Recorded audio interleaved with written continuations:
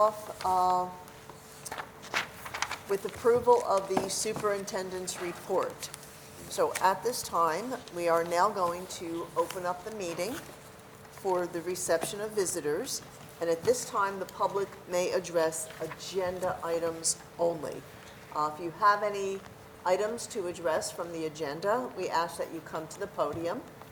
And please state your name and address, and please keep your comments to a 10-minute time limit. And I'm going to ask if our attorney would be so kind as to move the chair away from the center stage. Yes.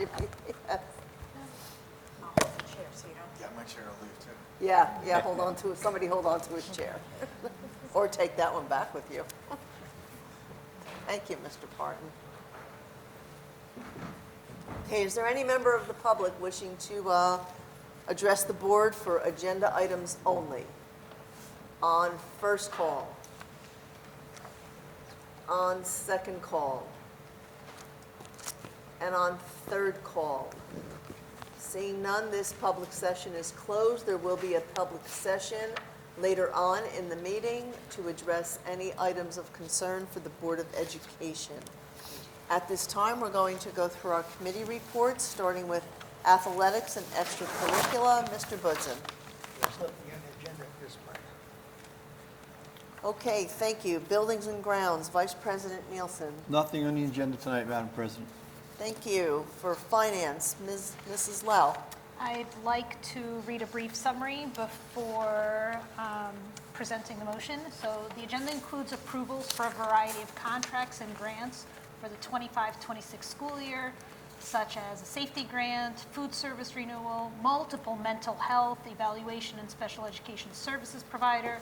It also covers professional development services, construction projects, technology upgrades, and equipment purchases, including cheer mats.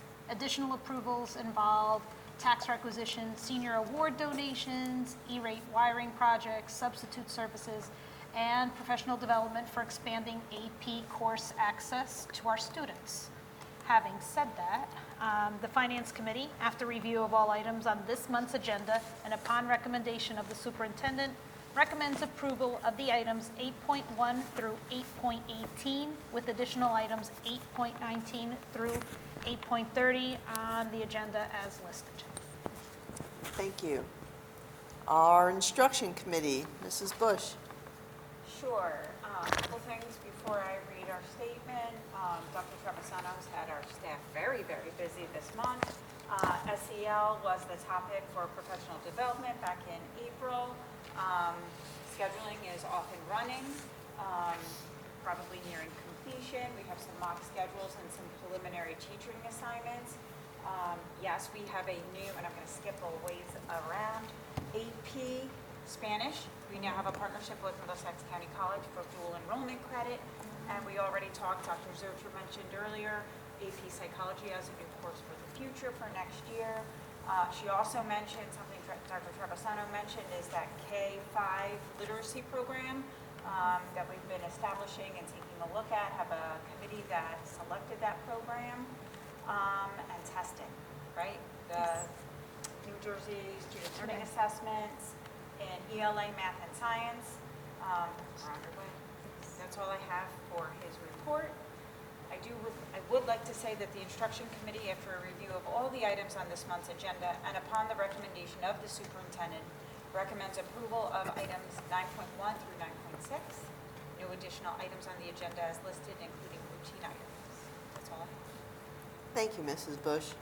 The next committee, under negotiations, there are no items on the agenda this evening.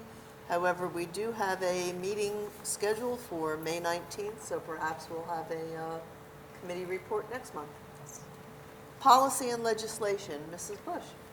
The Policy and Legislation Committee, after a review of all the items on the monthly agenda and upon the recommendation of the superintendent, recommends the approval of item 11.1 with no additional items on the agenda as listed, including routine items.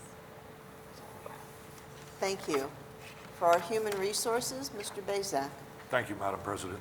The Human Resources Committee, after review of all items on this month's agenda and upon recommendation of the superintendent, recommends approval of the items 12.1 through 12.20 with additional items 12.21 through 12.23 on the agenda as listed, including routine items. Thank you. Mrs. Sadowski, Safety and Risk Management, please. Thank you, Mrs. Urbanek. The Safety and Risk Management Committee, after review of all items on this month's agenda and upon recommendation of the superintendent, recommends approval of item 13.1 with additional items 13.2 through 13.3 on the agenda as listed, including routine items. Thank you. Thank you. At this time, we are going to have a motion for a consent resolution. Ready, Mr. Rosa? Ready.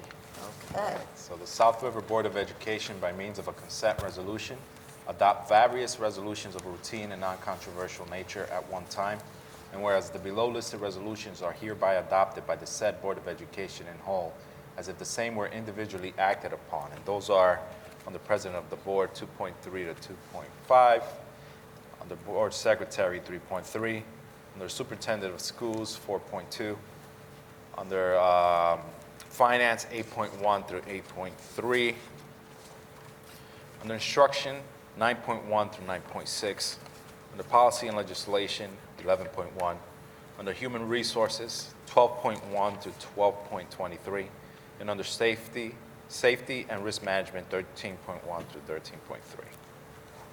Thank you. Do we have a motion for that resolution? Nielsen, move the consent resolution. We have a motion by Vice President Nielsen. Is there a second? Second. By Mrs. Lowe. Pick somebody. All in favor? Aye. Thank you. Motion carries. We have a committee report from our School Board Borough Council Liaison Committee. Vice President Nielsen. Nothing to report, but he's in the audience tonight, and he did show up at the baseball game at the Trenton Thunder, which was nice to see the support coming all the way down there. We really appreciate that, Mr. DeSantis. And again, he does bring things out at council meetings, so we are getting the word out from the good things at the school district on both ends. That's all I have. Nice to see you, Mr. DeSantis. Thank you. For our PTA liaison, Mrs. Sadowski. Thank you. I do have a couple updates. For the primary ELC PTA, book fair is going on at primary this week. They are also hosting a Somerset Patriots fundraiser that is on Saturday, May 17th. The link to purchase tickets is located in the ERAM, as well as on Dr. Lieberman's weekly email that she sends out. Your books are also on sale. Teacher Appreciation Week is next week, and the PTA is looking for donations to stock the Teachers Lounge. All that information can be either found on Facebook, or I do believe there's also a link in Dr. Lieberman's email that she sent out on Friday. Elementary school PTA, they are selling Rams blankets. Yearbooks are also ongoing, and they are collecting 5th grade baby photos for the yearbook until April 30th. And they are looking for volunteers to help at the 5th grade fun night on Friday, June 13th. That's all I have. Thank you. That's a lot. Thank you. Our residency committee, Mrs. Young Yao. Hi, just a reminder to all of our 5th grade students or the parents or guardians of them that we are conducting a residency re-verification, and the documents are, the residency proofs are due soon, so you should get those in. That's all. Thank you. And is our student board representative? She's here. She's here. Delvine Samidi. Do you have a report for us? Yes.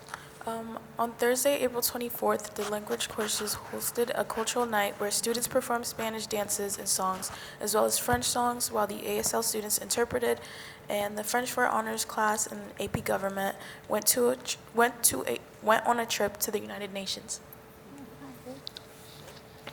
Thank you. And is there any old or new business to come before Missed the the board? library, I know, because Mr. Roshkar mentioned it, missed me. Yes, I did. South River Public Library liaison. Okay, on Thursday mornings, the library has a walking club that they do at 9 o'clock, start at the library. This Thursday, the adult book club will be discussing their book on Wednesday. Pilates is for adults on Fridays at 3 p.m. Yoga is on Mondays at 4 p.m. And May 6th is Cinco de Mayo, with Chef Nick at 6 p.m. And May 20th, Adults Craft, which fills up pretty soon. So if you want to do Adults Craft, go online and sign up. That's all I have. That's a lot also. Thank you. Thanks for reminding me. Mrs. Urbanic, can I Yes. also take the opportunity to review once again some of the items on my superintendent's report? I know that the board already passed the report, but I'd like to review those again. Of course. We do have a calendar change that we want parents to be aware of. May 16th is now a full day for all students and staff, and May 22nd is now an early release day for students and a full day for staff for professional development and for preparations for our annual curriculum fair. We also have a new chatbot on our district website, and this chatbot, is for our community members and family members to be able to access information on the district website easily. We encourage you to please use that chatbot. And here you can type a question, and the chatbot will link you directly to that information from the website. So please be on the lookout for that. We also spoke about the new turf field. It is now in full use. We did use it in the fall for soccer. Now we are this spring using it for softball and baseball. And we're asking the community to please cooperate and keep that field clean and safe. At this time, the field is only available through permit use only. No pedestrians are permitted on any part of the field when they are in use by instruction and athletics. And that field is not only used for our after-school recreational activities, but it's also used during the day by our students for PE classes for elementary and middle school, as well as recess for elementary students. So that field is in full use throughout the day, and we really do ask for the community's support in keeping that field clean and maintained. We included a link to our school performance reports on our ERAM from last week, and we're asking parents to please take a moment to take a look at the data in the school performance report, but to also consider that those school reports are based on state assessments and not necessarily the whole picture of what our students do each and every day. But some highlights of the report are that we have significant improvements in our SAT scores, which exceed the state average. Graduation rates also exceed the state average. We're also exceeding the state average in terms of the number of students that we have with the seal of biliteracy dedication on their graduation diploma. And we continue to participate in the required state math assessments, of course, and meeting the annual proficiency rate for federal accountability there. Chronic absenteeism continues to be a concern for us. We have seen some improvement. However, we are really encouraging parents to work with us to make sure our students are attending school regularly and on time. But please make sure to use the link that I've included in the report, as well as our ERAM, to access our reports. And finally, our curriculum fair is coming very soon, May 22nd from 5 to 7 p.m. This year, we're replacing the Star Lab with a petting zoo, which should be a lot of fun. We are also doing our annual art show over at the middle school. Academic programs, clubs, activities are being represented at the high school, and a wellness fair is going to be presented at the ELC. So we encourage everyone to come out and join us on that day. Thank you. Thank you. Okay. Any old or new business to come before the board? I Yes, just Mr. Beza. wanted to say, President Urbanic, in the superintendent's report, Dr. Zurcher mentioned that the South River students excelled or exceeded state average SAT scores and a few other items. I just want to thank Dr. Zurcher, the administration and staff for their hard work, and thank you. I think that's a big, significant sign. We have amazing teachers who work with our students and are really diligent about making sure they're prepared. Thank you. Madam Thank you. President, Yes, sir. if you see Ms. Kennard's, Principal Kennard's monthly report that the American Sign Language had a field trip to the New Jersey Devils game on March 24th. The teacher, Mr. Guerrio, was asked to step out on the ice and to sign the national anthem. I know a few of the students attended that game with her, and they were thrilled to see their teacher out there on the ice signing the national anthem, and to be, I want to thank the Devils for inviting her to do that, and for supplying tickets for the students to attend. That's all I have. That's great. Thank you. And do we have any other old or new business at this time? Do we have a report from our attorney? Yes, for executive session. Okay, thank you. Payment of bills, Mrs. Lau. Thank you. The Finance Committee recommends that all bills presented, having been certified by the School Business Administrator Board Secretary, be paid as listed, and I so move. We have a motion by Mrs. Lau. Second. And a second by Vice President Nielsen. All in favor? Aye. Thank you. Motion passes.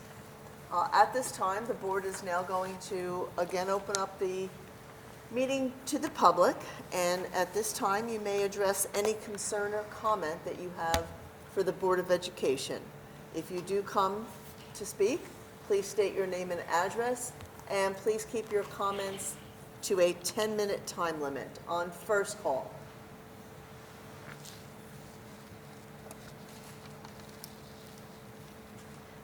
My name is Sherry Gerritsen. I live at 153 Cam Avenue. Just wanted to address the topic of artificial turf. As you were talking earlier, I was passing by the other day, I could see that you've installed it next to the elementary school. I would like to urge you as a member of the Environmental Commission to strongly look into if you're thinking of putting any more artificial turf in. And I'm just going to read a little bit, it'll be much less than 10 minutes, about the downsides of artificial turf. Artificial turf releases toxic chemicals when spread on a play surface or yard, especially when exposed to sun, rain, and other weather events. Continuous activity on the artificial grass, like running, also breaks down the grade blades into microplastics. These tiny pellets of plastics can be easily inhaled, ingested, and dermally absorbed. But these microplastics don't just stop there. The tiny pellets also migrate widely outside the fields and yards into our homes and stormwater runoff. While natural grass absorbs carbon dioxide and releases oxygen, artificial turf does the opposite by releasing CO2, methane, and a variety of chemicals. Chemical analysis of artificial turf conducted at Yale University found 96 chemicals, 20% of them probable carcinogens. In addition, artificial turf contains highly toxic PFAs, or forever chemicals, linked to a lower childhood immunity, endocrine disruption, and cancer. Children are especially vulnerable to inhalation, ingestion, and dermal absorption as they are lower to the ground and breathe more quickly. On top of the chemical makeup of artificial turf, it is also impermeable. Unlike natural grass, it requires harsh chemicals for cleaning sweat, mucus, spit, blood, bird droppings, etc. that remain on the surface. And while natural grass has a cooling effect, artificial turf absorbs heat and can become dangerously hot. I want to read something by a former professional football player who was president of the NFLPA, is now their chief strategy officer. This is J.C. Treader. As a rookie learning the ins and outs of being a professional football player, I remember the collective groan that my older teammates made whenever it was announced that we'd be practicing indoors on artificial turf instead of usual outdoor grass field. I played almost exclusively on synthetic turf in college. Once I started experiencing both surfaces interchangeably, I began to understand exactly why my teammates disliked the practices on turf. Whenever I practiced on an artificial turf surface, my joints felt noticeably stiffer the next day. The unforgiving nature of artificial turf compounds the grind on the body we already bear from playing a contact sport. First, a bit of physics. Professional football players put extremely high levels of force and rotation onto the playing surface. Grass will eventually give, which often releases the cleat prior to reaching an injurious load. On synthetic surfaces, there is less give, meaning our feet, ankles, and knees absorb the force, which makes injury more likely to follow. The data supports the anecdotes you'll hear from me and other players. Artificial turf is significantly harder on the body than grass. Based on NFL injury data collected from 2012 to 2018, not only was the contact injury rate for lower extremities higher during practices and games held on artificial turf, NFL players consistently experienced a much higher rate of non-contact, lower extremity injuries on turf compared to natural surfaces. Specifically, players have a 28% higher rate of non-contact, lower extremity injuries when playing on artificial turf. Of these non-contact injuries, players have a 32% higher rate of non-contact knee injuries on turf and a staggering 69% higher rate of non-contact foot and ankle injuries on turf compared to grass. Earlier this year, NFL and NFLPA tasked artificial turf manufacturers with developing it cut off there, but let me take it up lower down. Okay. The data is clear, so everyone involved with our sport should be similarly motivated to make the switch. For players, we can be stronger advocates for ourselves by continuing to demand safer standards. For coaches and general managers, building a successful team is much easier with a healthy roster. For NFL owners, any decision shown to protect the most important investment, the player, should be a no-brainer. Climate and weather are not barriers to natural grass practice or game fields. Cold climate teams like the Packers, Steelers, and Browns successfully maintain natural grass fields. Indoor stadiums shouldn't be a barrier for grass fields either. The Cardinals and Raiders have figured out how to provide a natural grass playing surface indoors. Agronomically, natural grass field surfaces are possible everywhere. Okay. Our occupation is dangerous enough, and the increased rate of lower extremity injuries linked to the field surface we are forced to play on is unacceptable. The NFLPA is advocating for teams to convert artificial practice in game fields to natural grass fields. And I think if you look in communities around ours, the tendency is to go away from artificial turf back to natural grass. I believe East Orange is going that way. I don't want to quote, because it's been a while since I looked into it, but I just urge you, we have an environmental commission.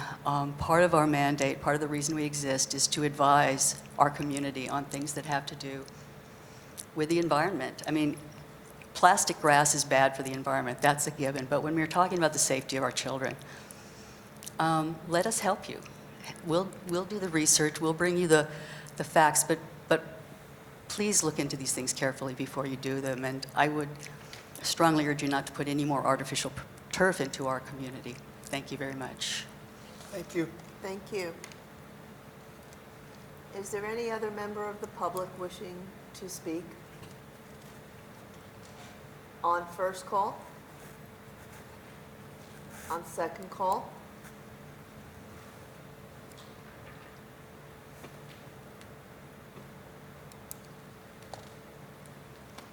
Good evening, my name is Sue Walker. I live at Can you speak into the microphone, Sure. please? Good evening, my name is Sue Walker. I live at 134 Jackson Street. Thank you for letting me attend my first board meeting. I'm excited to be here, a little nervous, but I have two concerns, one of them being the parking space right outside the high school here at the intersection of Lexington and Montgomery. I have a son who is in the ELC, and driving home after school, I have found on multiple occasions that it's a blind spot, that last parking space right in front of the pedestrian crossing, that it could pose a safety hazard. On more than one occasion, I've come up to that crossing and I am unable to see small children behind that car parked right at the pedestrian crossing, and I would hate for someone to be injured in the future. I hope this is the right place to bring my concern. Excuse me, I'm very nervous. And secondly, as a parent with a child who's been in preschool for 2 years, one thing that I have seen over the 2 years is a little bit of a lack of communication. And in speaking to parents amongst his class, it seems like a very strong consensus when it comes to like days off or half days. We feel like it could be communicated more effectively or more stronger. There are parents who, like, week of a day with half days are completely clueless. And as a whole, I'm sure that comes with the teachers, the principal. It's not just the Board of Education, whoever's making these decisions. And as a parent, I don't know exactly who's making these decisions. I have brought my concern to Dr. Lieberman directly within the last, I would say like 30 days, 30 to 60 days. But it is a consensus in speaking to other parents. I think a recommendation would be just either robot calls. I do go through my emails, which I try to get to it every week to make sure I don't miss anything, but I know a lot of parents are not as thorough or maybe busier. But I suggested to Dr. Lieberman that the half days or the days off or anything that's going to change outside of the norm be kind of run through or a bullet point email maybe at the top of the month so it's not so last minute. Again, my only suggestion at this time would be, just really drilling it in. It's so hard these days with the kids and jobs and everything else that people have going on when there are last minute changes to like the snow days that are being taken back. Luckily for myself, I can only speak for myself at the time, but I have a support system, so I can make quick arrangements, but I know that there's probably lots of families who don't have that, or they don't have a system. And my family and I, we are fairly new to South River, so we don't have a strong system in the community. So it's really, us and whatever, that's more personal. But I would like to encourage the board to maybe look into a more effective way of getting out the information to parents. And I do have one question for you. This weekend, I was looking for the school schedule for next year because my mother needs to request off like vacation time to cover days off. And I was unable to find when the first day of school is or when the fall break is and where might I be able to find that information. So the best place to always see our school calendar is our district website. If you go to the district website, there's a calendar on the front page, and there's two ways to look at it. You can look at it by month, and you can also look at the year as a whole. Okay. So our new calendar is definitely there. Okay. And you could be like a good person to be the first to try our chat box and put in there, can I get the district calendar for 25, 26? It's going to take you right to that link, and you can print out that calendar if you can, and just, I don't know, I was a mom, I kept it on the fridge, but even on that yearly calendar, it shows you which are the days that would be potential snow days that we'll Right. take back. Okay. So that way you have your whole year planned ahead. Okay. But I would definitely, the best source is the district website, and the website also does have an app for your phone. Okay. So you can see the information on the district website through a device, or you can actually download the app, which is the Interlocking SR, and you could have it right there on your phone too. Okay, so I should be able to go to the website now and pull up the 2026 Yeah, I'm calendar. gonna try it right Okay. now. Yes, you should be You able want to be to. the first, you're going to really want. She's typing it in right now. I just want to see how it comes out. The latest news. Sylvia. It's under latest news. Under latest news. Just type in where's the calendar, whatever.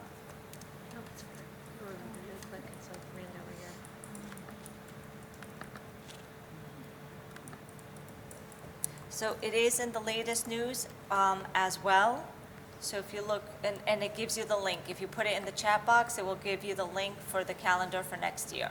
Okay, so let me make sure I'm on the right. I'm on srivernj.org. Yep, Okay. srivernj.org. And I have to go to latest news. Yep, if you go to latest news, there's a link to the calendar there. And then also if you go to the little South River emblem, and that's where the chat bot is, you can ask that and it will find it for you.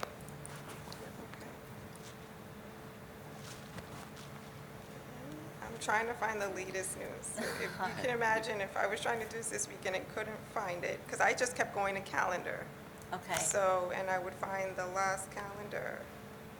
I do not see latest news, but I think I see the chat box you're speaking of. Okay. And we can definitely take a little time and help you navigate Absolutely, it. I don't want to take up more time. Absolutely. Thank you so much. All right, thank you so much for coming. Thank you, Ms. Walker. Is there Anyone else from the public?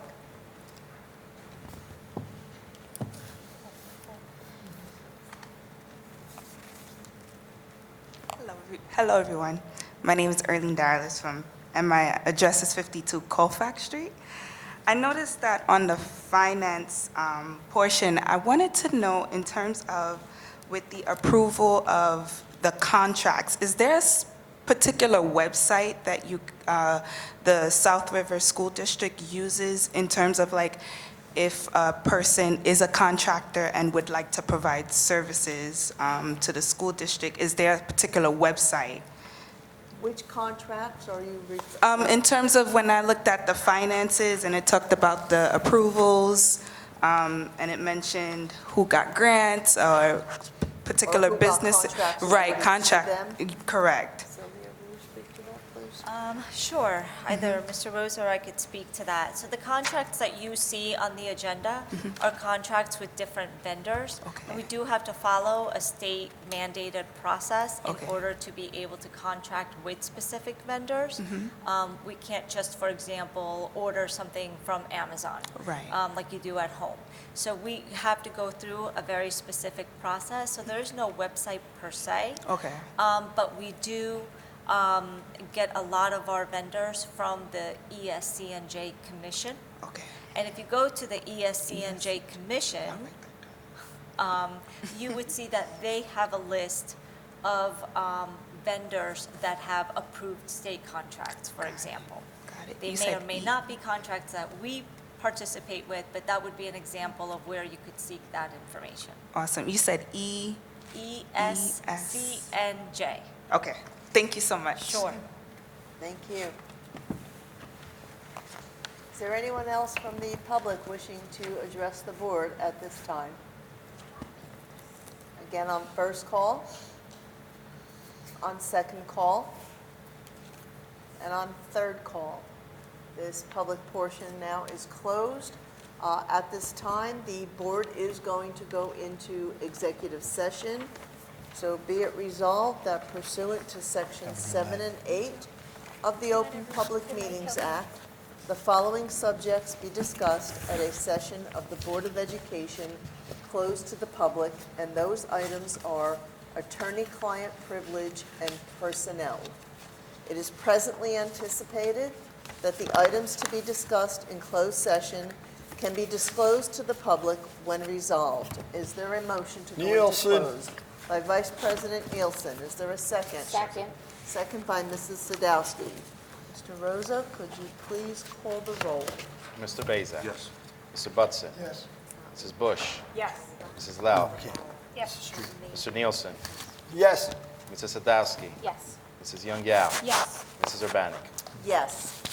May we ask that everyone please clear the auditorium? The board is going into a closed session agenda. Hey, Matt,